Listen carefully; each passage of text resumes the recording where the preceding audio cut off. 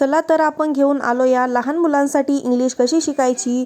मुलांचं पहिलं पाऊल हे फॉनिक्स साऊंड असतं। फॉनिक्स साऊंड म्हणजे काय? फॉनिक्स म्हणजे शब्द वाचण्यासाठी आणि उच्चारणासाठी अक्षरांचे आवाज शिकणे। नंबर 2, फॉनिकची सुरुवात कशी करायची। इंग्लिशमधील 26 अक्षरांचे ध्वनी म्हणजे साऊंड शिकायची।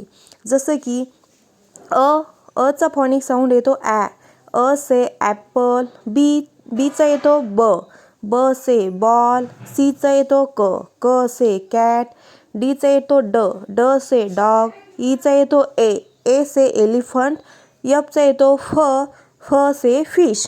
नंबर 3, कसा सराव करायचा।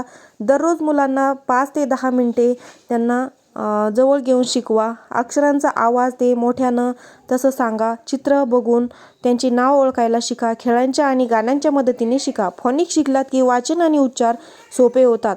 छोटे पाऊल मोठी सुरुवात। चला तर अशाच प्रकारचे व्हिडिओ बघण्यासाठी लाईक, शेअर अँड सबस्क्राईब